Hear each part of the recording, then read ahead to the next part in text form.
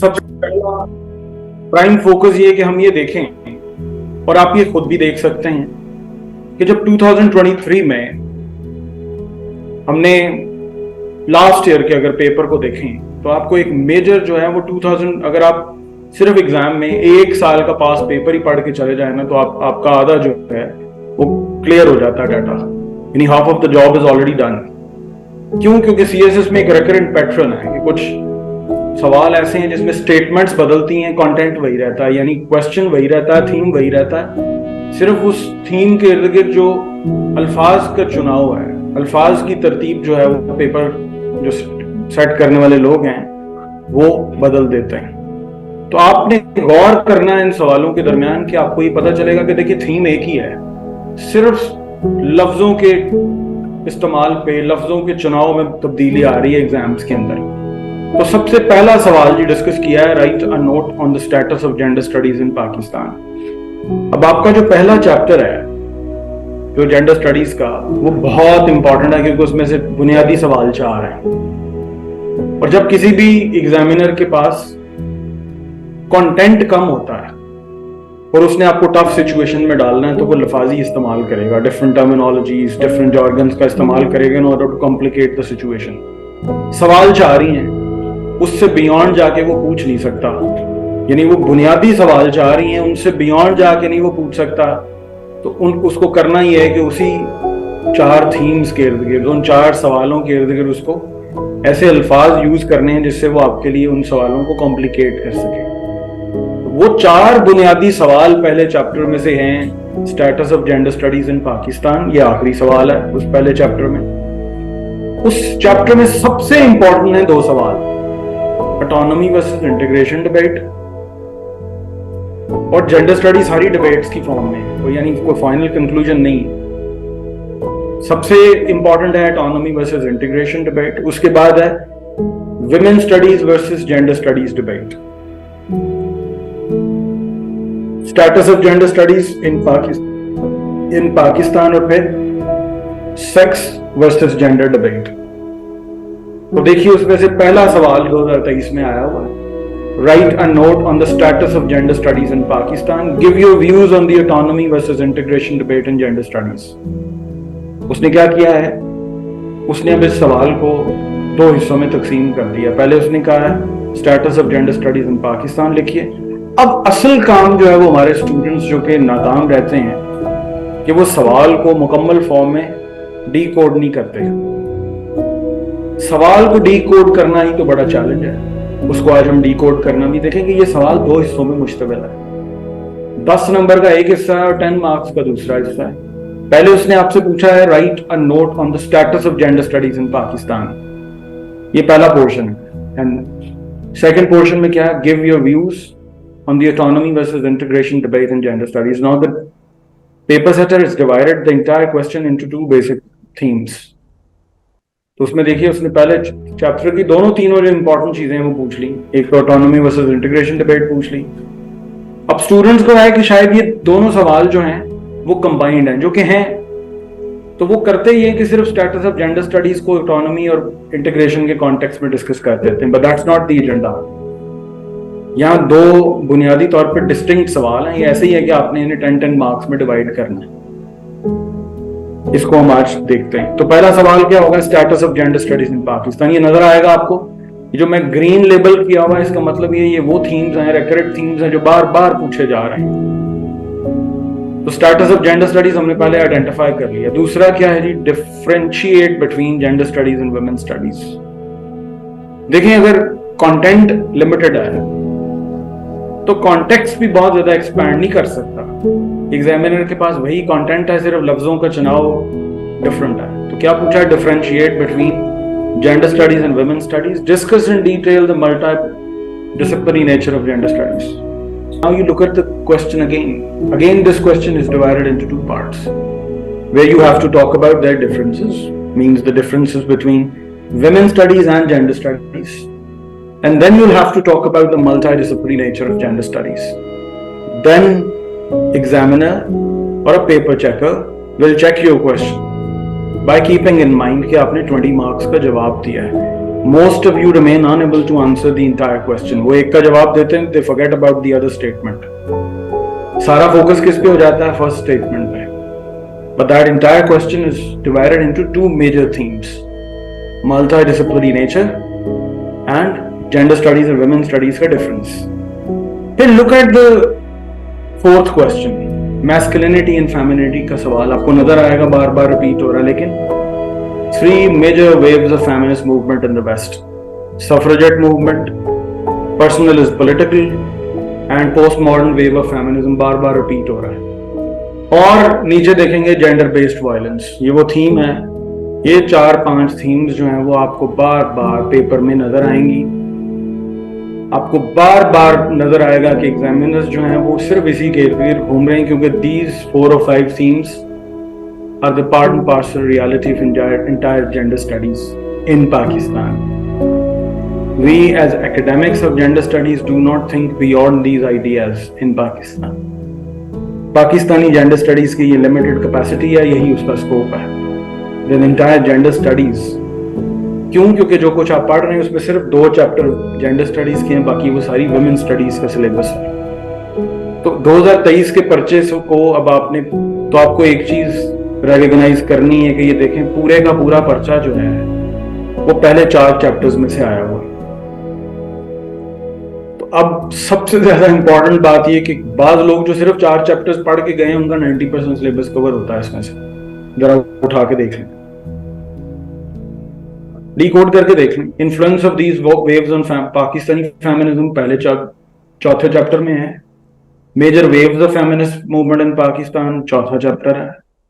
Difference between women studies and gender studies पहला chapter है. Status of gender studies पहला chapter है. Gender based violence छठा chapter है, लेकिन ताल्लुक उसका भी फेमिनिज्म के साथ है. इसी तरह अगर आप 2022 के पेपर को देखें तो 2022 के पेपर में फिर आपको नजर आएगा, देख लें, फिर उसने सीधा सीधा पूछ लिया. अब उसने आधी स्टेटमेंट पूरी बना के पूछ लिया है. Multi disciplinary nature of gender studies पे नोट लिखते हैं. Right a detailed note on multi disciplinary nature of gender studies. पहले उसने उसको 2 सवालों में कंबाइन करके पूछा. अब उसने डायरेक्टली पूछ लिया कि multi disciplinary nature of gender studies पे नोट लिखें. इसका मतलब एग्जामिनर को आपसे भी पूछना है तो वो multi disciplinary nature of gender studies या स्टेटस ऑफ जेंडर स्टडीज के बारे में पूछेगा कि वो है क्या. ये पहला थीम हमने आइडेंटिफाई कर लिया. आपको नजर आएगा भी ये चलता हुआ 2016 में, तो आगे भी ज्यादा से ज्यादा कितना कॉम्प्लेक्स कर लेगा उसको. ये हमारा पहला थीम है. फिर आप उसने देखे कैसे होशियारी से, चालाकी से उसने आपके एग्जाम की स्टेटमेंट बदल दी है.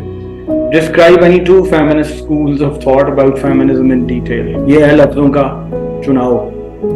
लफ्ज बदल रहे हैं, बाकी सवाल वही है. वेस्टर्न स्कूल्स ऑफ थॉट कौन से फेमिनिज्म के? वही फेमिनिज्म जो आप सारा पढ़ रहे हैं. This is entirely based on western schools of thought. Liberal कहीं आपने तो इजाद नहीं किया ना लिबरल फेमिनिज्म. रेडिकल फेमिनिज्म ना आपने इजाद किया ना आपकी डिबेट है. ना रेडिकलिज्म आपने इजाद किया ना आपकी डिबेट है. ना मार्क्सिज्म सुना है कहीं बलूचिस्तान में इमर्ज किया हो? वेस्ट के अंदर इमर्ज किया, वेस्ट की डिबेट है. मार्क्सिस्ट फेमिनिज्म उन्हीं का ही तो है.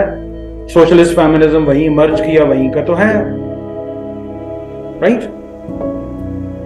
पोस्ट मॉडर्न फेमिनिज्म कहीं देखा है पंजाब में, कहीं लाहौर के किसी यूनिवर्सिटी में इमर्ज किया हो? उन्हीं की तरफ से आया, उन्हीं नहीं देना. इसका मतलब ये कोई सा भी 2 feminist thought pick and choose कर लें, को लिबरल कर लें, मार्क्सिस्ट कर लें, सोशलिस्ट फेमिनिज्म कर लें और उन पे डिबेट लिखें. ये तो ओपन एंडेड सवाल है. That examiner has given you a choice. सीधी सीधी चॉइस दे दी भाई कि जिस पे मर्जी लिख लो. फिर आप देखें उसने अब क्या किया है. फिर एक होशियारी दिखाई है. उसने ये नहीं कहा write a note on the 3 waves of western feminism और उनकी हिस्ट्री लिखी. उसने क्या कहा है? Shed a light on the first wave and the third wave of feminism. उसने क्या किया? उसने पूरी स्टेटमेंट चेंज कर दी है. दरमियान में से क्या निकाल दिया? Second wave of feminism. सिर्फ पहली करो और तीसरी करो, दूसरी एलिमिनेट कर दो. हमारे स्टूडेंट्स कंफ्यूज हो जाते हैं, ये पता नहीं आउट ऑफ बॉक्स क्या पूछ लिया है. छठे सवाल पे जाएं. फिर ये देखिए, discuss in detail the feminist movements in Pakistan. ये एक सवाल है, historical evolution of feminism in Pakistan.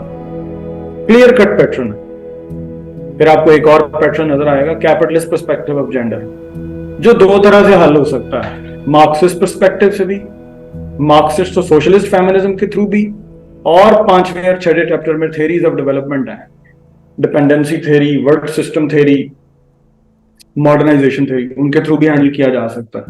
तो आपको नजर आ गया होगा। और फिर आखिरी सवाल है स्ट्रक्चरल एडजस्टमेंट पॉलिसीज का।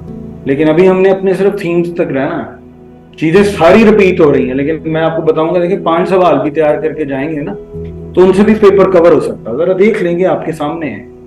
अब इन्हीं को जरा माइंड में रखते हुए उससे पीछे जाएं कि अगर 2022 में 21 का पर्चा स्टूडेंट देख के चले गए होते, अब उसने क्या किया है, वुमेन स्टडीज और जेंडर स्टडीज नहीं पूछा, उसने सीधा सीधा ऑटोनॉमी और इंटीग्रेशन की डिबेट पूछ लिया। Right a note on autonomy versus integration debate in gender studies, पहला। अब उसने ये नहीं कहा write a note on 2 western schools of thoughts of feminism, उसने पूछा right a note on Marxist and socialist feminism, यानी उनके बारे में डिस्कस करें आप। फिर उसने तीसरा खुद दे दिया, साइको एनालिटिकल फेमिनिज्म, लेकिन अप्लाइड फॉर्म में पूछा है। फिर मॉडर्नाइजेशन थ्योरी पूछ ली, इस दफा उसने कैपिटलिस्ट पर्सपेक्टिव ऑफ फेमिनिज्म और जेंडर में नहीं पूछा, उसने क्या कहा, मॉडर्नाइजेशन थ्योरी पूछ ली। फिर विड, वैड और गैड डायरेक्टली पूछ लिया, women in development, women and development, gender and development देख ली। इससे पहले उसने क्या पूछा, स्ट्रक्चरल एडजस्टमेंट पॉलिसीज जो जुड़ी हुई हैं इनके साथ। लफ्ज बदल रहे हैं बार बार, 2020 की तरफ ले जाएं इसको तो आपको एक मेजर थीम नजर आएगा। जरा 2020 के अंदर वो थीम क्या है, जरा देखिए। Deconstruct the word gender, social constructionism पे सवाल आ गया। उसने अब जरा गौर से देखें क्या किया है, स्टूडेंट्स को कंफ्यूज करने के लिए उसने evolution and history of feminism in Pakistan नहीं पूछा। उसने ऐसे लोग जिन्हें स्टेटमेंट्स डीकोड करना नहीं आती, उसने क्या पूछा, colonial era influenced the status of women in सब कॉन्टिनेंट। इस स्टेटमेंट को हटा के यहां लिखें एवोल्यूशन और history of feminism in Pakistan, तो आपको क्या लगता है ये स्टेटमेंट सेम नहीं हो जाएगी? बुनियादी तौर पे क्या था, हिस्ट्री ऑफ फेमिनिज्म पे कहना जो प्री पार्टीशन से लेके पोस्ट पार्टीशन तक चल रही है, लेकिन उसने क्या, कॉलोनियल एरा कैसे स्टेटस ऑफ वुमेन सब कॉन्टिनेंट में उस पर इंपैक्ट डालता है। अब उसने क्या किया है, लफ्ज बदल दिए हैं, बाकी थीम वही है। बिल्कुल हो सकता है, लेकिन देखिए उसमें भी तो करना है ना। इंडिया का जिक्र क्या है कि प्री पार्टीशन इंडिया और पाकिस्तान वो सब कॉन्टिनेंट, तो उसने क्या लिखा हो, the colonial era influence the status of women in the sub continent. सब कॉन्टिनेंट में इंडिया और पाकिस्तान, और प्राइमरीली उनके भी मसाइल वही हैं जो हमारे हैं, कोई फर्क नहीं है इसमें। फर्क क्या है, सिर्फ कॉलोनियल एरा लिखना जो कि एवोल्यूशन ऑफ फेमिनिज्म की बात है, जो एक ही टॉपिक है, एक ही उसमें नोट्स रिक्वायर्ड है। प्री पार्टीशन पे नोट लिखना है, हिस्ट्री ऑफ फेमिनिज्म जो प्री पार्टीशन की हिस्ट्री। उसके बाद है जी, देखिए उसने फेमिनिज्म नहीं पूछा किसी को, ये ऐसे ही है जैसे उसने ऐसे में ये नहीं कहा जेंडर इक्वालिटी मिथ है। उसने ऐसे के पर्चे में क्या कहा, बॉयज विल बी बॉयज। अब इसको डीकोड करें, नीचे लिखें, इस जेंडर इक्वालिटी है मिथ, क्योंकि अगर boys are gonna stay as boys तो definitely gender equality is a myth. If boys are likely to stay as boys, boys will be boys. India में मशहूरी भी देखी होगी, men will be men. तो definitely gender equality is then a myth, क्योंकि अगर boys को बदलना नहीं है, पेट्रियार्कल माइंडसेट ने बाकी रहना है, फेमिनिज्म ने ग्रो नहीं करना आपको मेंटली, उसने इवॉल्व नहीं होना किसी कल्चर के अंदर, तो boys are gonna remain as boys. तो कल्चर के अंदर gender equality is definitely a myth. तो स्टेटमेंट डीकोड हमें करना आनी चाहिए। हमने क्या किया, फेमिनिज्म नहीं पूछा, उसने क्या कहा है, उसने कहा suggest that women need to pull each other up. A useful one is that inappropriate preferential treatment. ये सारा किस पे है, बुनियादी सवाल फेमिनिज्म पे है कि how are they gonna pull each other up, क्योंकि feminism is about pulling each other up. इसको हम देखेंगे। फिर आप ये देख लें, जेंडर बेस्ड वायलेंस फिर सवाल आ गया है। फिर देखिए एक ऊपर लिखा हुआ language is gendered, social constructionism पे फिर सवाल है। और मजे की बात, एक पैटर्न है जो फिर रिपीट हो रहा है। लेकिन अगर इसको फिर मजीद इन डिटेल समझना है तो देखिए लफ्ज बदलेंगे, थीम कैसे वही रहेंगे। 21, 20 और 19 में देखें, differentiate the discipline of gender studies from that of women studies. अब उसने ये नहीं कहा what are the differences between women studies and gender studies, सिर्फ लफ्ज बदले हैं। How would you differentiate between women studies and gender studies? दूसरी दफा, women studies are primarily different from gender studies. In your opinion what are the differences? फिर क्या है, what are the major differences between two fields that focus on women? Obviously जो दोनों करती हैं वो जेंडर भी और वुमेन स्टडीज भी है। लफ्जों को आगे पीछे करने के अलावा कोई और बात नहीं है, कहां से लाएंगे? ये अंदाजे बयां सिर्फ उन थीम्स को लग रहा है कि बदल रहा है, वरना कोई बात नहीं है। फिर अगर इसको भी सिग्निफिकेंटली देखें तो उसने क्या कहा, लिखे जी, outline and explain 3 major waves of feminist movements in the west, discuss the influence of these waves on feminist movements in Pakistan. आपको नहीं लगा ये स्टेटमेंट पहले भी आपने पढ़ी है, 2023 में आई है। Major waves of feminist movement in the West. फिर आपको नहीं लगता मॉडर्नाइजेशन का लफ्ज भी आपने पिछले पेपर में देखा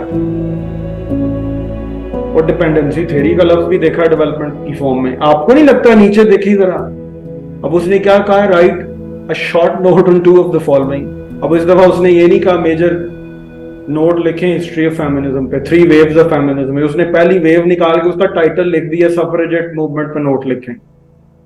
first wave of feminism is called suffragette movement. उसने ये नहीं कहा थर्ड वेव में नोट लिखें, पहली वेव और सेकेंडरी स्किप हो गई थी, उसने कहा post modern wave of feminism पे नोट लिखें। उसके अंदर जो है, अब अगर 2020 के बाद देखें जेंडर बेस्ड वायलेंस 2019 में, फिर 2018 में देखिए, अब उसने फिर स्टेटमेंट बदल के देख ले, एक सवाल वहीं का वहीं टिका हुआ है, एक सवाल 100% है वहीं टिक गया। What are the fundamental differences between gender studies and women studies? Gender के पास डिबेट ही बहुत लिमिटेड है। उसका भी जुम्मा 8 दिन हुआ है, इफ्तिताह हुआ पूरी दुनिया में। आपके यहाँ बहुत रिसेंट डिसिप्लिन है, तो डिबेट्स कहां से लाएंगे? डिबेट्स लाने के लिए दिमाग चाहिए, वो पहले ही हमारे यहाँ कम है। जो रह गए हैं वो ब्रेन ड्रेन का शिकार हो गए, चले गए यहाँ से, तो कहां से लाएंगे डिबेट? तो डिबेट एक ही रह गई है, gender studies women studies, gender studies women studies. ये पहला बता दिया मैंने आपको भी आना है। Highlight the current status of women studies in Pakistan, देख लें, फिर वही बात आ गई है। फिर आप देखिए तीसरा सवाल, सेक्स वर्सेस जेंडर डिबेट। पिछले तीनों पेपर्स में 2019 में, 20 में, 21 में, 22 में, 23 में सवाल आपको मिलेगा मैस्कुलिनिटी फेमिनिनिटी, मैस्कुलिनिटी फेमिनिनिटी। उसने अब इस दफा पूछा सेक्स वर्सेस जेंडर डिबेट। अगर मैं आपको ये कहूं right a note on femininity masculinity debate, तो क्या पूछा मैंने? सेक्स वर्सेस जेंडर डिबेट पूछी है ना। फिर मैंने चौथे सवाल में देखिए, what type of feminism can elevate the social, cultural, economic and political status of women in Pakistan. देख लें, व्हाट काइंड ऑफ फेमिनिज्म।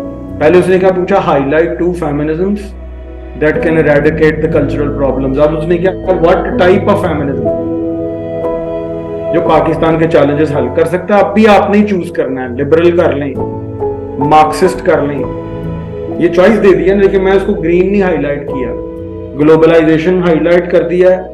और फिर नीचे क्या कर दिया है, वायलेंस वाला सवाल देख लें, अभी का अभी टिका हुआ वहीं का वहीं। Manners of violence against women, last statement देखिए, वायलेंस पे, वायलेंस वायलेंस वायलेंस वायलेंस। 2017 में जाके देखेंगे, 2017 में जाके देखेंगे तो आपको नजर आएगा, फिर वही देख। अब उसने ना डिफरेंशिएट डायरेक्टली पूछा उसने, स्टेटमेंट क्या बदली, define and discuss the discipline of gender studies and also differentiate between women studies and gender studies. आप देख लीजिए, वो नई बात नहीं मैं कर रहा, तो this is what you can analyse, क्योंकि मैंने भी तो पास पेपर्स को एनालाइज किया ना, तो आप भी कर सकते हैं। There are recurrent themes in almost every subject. मैं जरा एकेडमिक हूं, मैं 2016 से पढ़ा रहा हूं, उससे बहुत पहले से पढ़ा रहा हूं, तो मेरे लिए जरा आइडेंटिफाई करना आसान है, आपके लिए जरा मुश्किल है, and that's why I been able to analyse it. आप भी कर सकते हैं। फिर उसमें देखिए जी, सीधा सवाल, वो तो छोड़ दें, वो तो आना ही आना। दूसरा देख लें, जेंडर बेस्ड वायलेंस। फिर आप ये देखिए, उसने कैपिटलिज्म नहीं पूछा, उसने socio economic realities of Pakistani society पूछ लिया है। तो पाकिस्तान में सोशो इकोनॉमिक रियलिटीज किसके इर्द गिर्द घूमती हैं? कैपिटलिज्म और सोशलिस्ट रियलिटीज के इर्द गिर्द एक तबका है जिस नाम नेहाद तबके के पास दौलत की कुंजी है। वो दौलत बराबर तकसीम नहीं होगी, लोगों में उनको अपॉर्चुनिटीज ही मिलेंगी तो वही रहेगी। तो कैपिटलिज्म पाकिस्तान की बर्बादी का, क्रॉनिक कैपिटलिज्म उसकी वजह है। उसके बाद ही देखिए, सीधा सीधा right a comprehensive note on autonomy versus integration debate in gender studies. पहला चैप्टर, दूसरा चैप्टर, तीसरा चैप्टर, चौथा चैप्टर, जेंडर एंड डेवलपमेंट फिर आ गया। 2016 में देखेंगे तो 2016 में देखेंगे तो आपको एक अंदाजा हो जाएगा कि फिर देख लें, autonomy versus integration debate in women studies. अच्छा, उसने चालाकी ये की है, देख लें, autonomy versus integration debate in women studies. ये हुआ था साल में, हर सब्जेक्ट में एक ही डिबेट है कि अगर सब्जेक्ट ऑटोनोमसली एग्जिस्ट करता है तो उसे क्या तकलीफ है, और अगर इंटीग्रेटेड फॉर्म में प्रॉब्लम है तो उसके प्रोज एंड कॉन्स क्या है, उसको कौन से चैलेंजेस का सामना करना पड़ेगा, उसकी कौन सी स्ट्रेंथ्स डेवलप हो जाएंगी, कौन सी उसकी वीकनेसेस बन जाएंगी। फर्क उसने क्या किया, आपको जेंडर स्टडीज हटा के वुमेन स्टडीज लिखेंगे, डिबेट तो सारी वही है।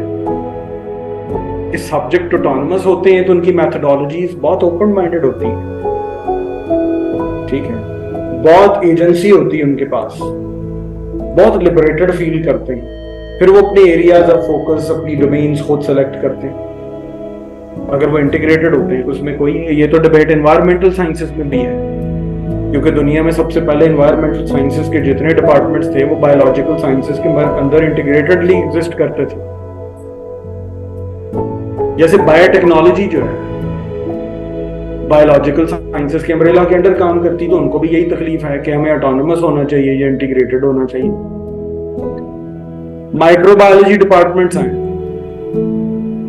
वो बायोलॉजी डिपार्टमेंट के सब यूनिट्स हैं, तो वो कहते हैं हमें ऑटोनोमस क्यों नहीं करते, अब तो हम आजाद फील्ड है, इंटीग्रेटेड क्यों है हम। वो तो ओपन डिबेट है। स्टूडेंट्स को वुमेन स्टडीज आ गया, मेजॉरिटी लोग छोड़ के आ गए तो सानू आंदा ही नहीं सी। डिबेट वही है, देख लें।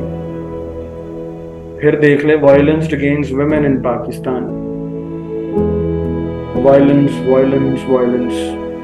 फिर write a note on women's movement in Pakistan. उसने ये नहीं कहा सब कॉन्टिनेंट में ईस्ट इंडिया कंपनी ने क्या गंद बोला था, उस पर नोट लिखें। प्री पार्टीशन क्या हुआ था वो नोट लिखें। उसने कहा सीधा सीधा ये एवोल्यूशन ऑफ पाकिस्तानी फेमिनिज्म पे नोट लिखें। उसने इस दफा पूछ लिया विमेन्स मूवमेंट इन पाकिस्तान पे नोट लिखें, जो कि वही है pre partition to post partition decade wise, कि पाकिस्तान मूवमेंट के अंदर औरतों का क्या किरदार रहा, एंग्लो सेक्सन लॉ के अंदर औरतों के लिए क्या क्या प्रॉब्लम्स थी, किस तरह से मुस्लिम लीग के अंदर औरतों की पार्टिसिपेशन थी, किस तरह अल्लामा इकबाल, कायद आज़म, मोहम्मद अली जौहर और बाकी लोगों ने, बेगम राना लियाकत अली ने उसमें क्या किरदार अदा किया पार्टीशन तक, फिर post partition decade wise. Fatima जना के साथ क्या हुआ, बेगम राना लियाकत के साथ क्या हुआ, फिर अल्टीमेटली क्या डिसाइड हुआ कि हमने फौजी हुकूमतों के अंदर क्या कुछ किया। बेनजीर भुट्टो के दौर तक हम ज़ियाउल हक साहब के लॉ भी डिस्कस करेंगे, ज़िना ऑर्डिनेंस क्या है, हदूद ऑर्डिनेंस क्या था, पीटीवी और बाकी मकामात पे जब इस्लामाइजेशन की पॉलिसी हुई तो औरतों को क्या फायदे हुए, क्या नुकसानात हुए।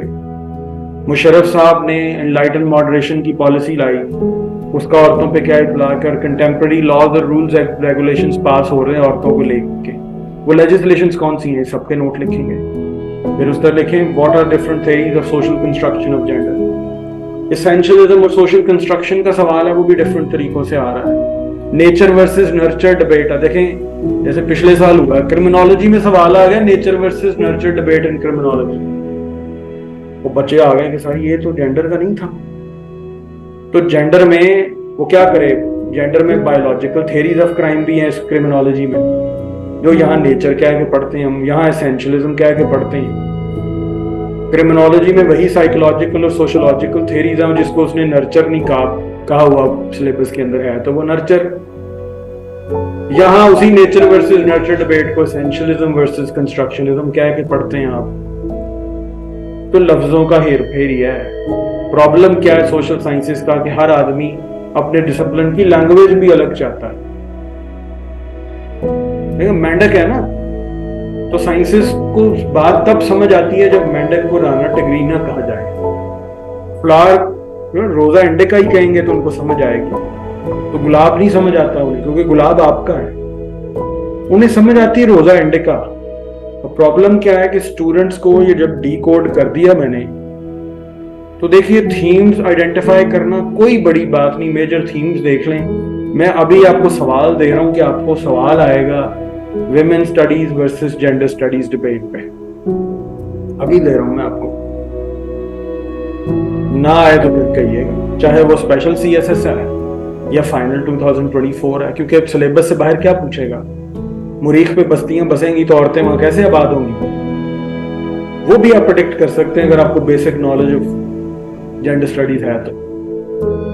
पहला सवाल, पहला theme, women studies versus gender studies. सवाल आना है, इससे बियॉन्ड नहीं आएगा, या इसकी मैनिफेस्टेशन पूछेगा, इसका स्कोप पूछेगा, इसकी एवोल्यूशन पूछेगा, इसकी सिग्निफिकेंस पूछेगा। तो पहला थीम क्या है, gender studies versus women studies. ये पहला बुनियादी थीम है हमारा, gender studies women studies. Gender studies ये पढ़ना है आपने, ये बिल्कुल ऐसी है जैसे CSS के अंदर सबसे बड़ी लीथल मिस्टेक स्टूडेंट्स करते हैं कि एसए के एग्जाम में एसेज पढ़ के चले जाते हैं। भैया आपने थीम्स पढ़ने हैं ताकि आपको ऐसे अल्टीमेटली क्या करना आ जाए, डीकोड करना आ जाए। जैसे देखिए आपको CSS के एसेज में थीम मिलेगा education, artificial intelligence and education, advent of technology and education, modern pedagogies and education, modern technological revolutions and education. ये UPSC में भी यही चल रहा है, यहाँ भी यही चल रहा है। Gender equality is a myth, boys will be boys, women will be slaves forever। Statement बदली है, ठीक। Analyze, women will be slaves forever, it's in the nature of women to be slaves। Analyze, ज्यादा क्या पूछेगा। फिर वही बात, अंदाजे बयां बदल देता है बात, वगरना कोई बात नहीं, बात नहीं। दूसरा, autonomy versus integration debate, as simple as that। तो ये दो तरह की डिबेट है, एक तो जेंडर आइडेंटिटी की ऑटोनॉमी और इंटीग्रेशन की डिबेट है, और दूसरी डिबेट है gender as a subject autonomous होना चाहिए या इंटीग्रेटेड होना चाहिए। उसके बाद है जी फेमिनिस्ट मूवमेंट्स, एक थीम। फेमिनिस्ट मूवमेंट पे सवाल आएगा आपको, डेफिनेट बात आएगा। अब वो दो तरह का सवाल है। औरतों, जो पाकिस्तानी औरतें हैं उनके ऊपर फेमिनिज्म का इम्पैक्ट क्या है, या ओवरऑल वेस्ट के अंदर फेमिनिज्म में क्या चल रहा है, उसकी कंटेम्प्रेरी मूवमेंट पे सवाल आ सकता है। तो ये चौथा मेजर थीम है। और पांचवा है, बार बार ग्लोबलाइजेशन के बारे में पूछ रहा है आपको। इस साल सवाल आ सकता है impact of flood on women's life in Pakistan, क्योंकि आपके एकेडमिक्स जो है रिसेंटली फ्लड्स पे बहुत लिख रहे हैं। फ्लड्स वो भी आउट ऑफ कॉन्टेक्स्ट नहीं है, डिपेंडेंसी थ्योरी और वर्ल्ड सिस्टम थ्योरी में लिखें कि जब हमने किसी कौम को आजाद होने ही नहीं दिया, स्ट्रक्चरल एडजस्टमेंट पॉलिसीज अप्लाई करेंगे, उनको कर्जों के नीचे दबा के रखेंगे, इकोनॉमिक हिटमैन जो है वो उन कौमों को कभी आजाद ही नहीं होने देंगे, तो वहां बर्बादी फैलती है तो सबसे पहले औरत और बच्चे ही हिट होते हैं। मर्द फिर भी कहीं ना कहीं गुजारा कर लेते हैं, लेकिन सबसे ज्यादा हिट होने वाली जो वो कम्युनिटीज उनमें बच्चे और औरतें शामिल होती हैं।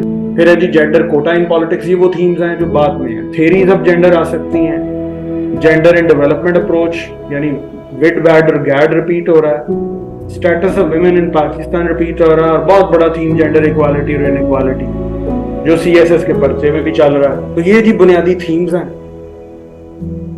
आपको अगर पेपर आएगा तो इन्हीं थीम्स के अकॉर्डिंगली आएगा, जिनमें से ये 5 पहली थीम्स हैं जो इनएविटेबल है कि आपको इन्हीं से रिलेटेड बार बार सवाल पूछे जाएंगे, और इन्हीं रिलेटेड सवाल बार बार आते रहे हैं।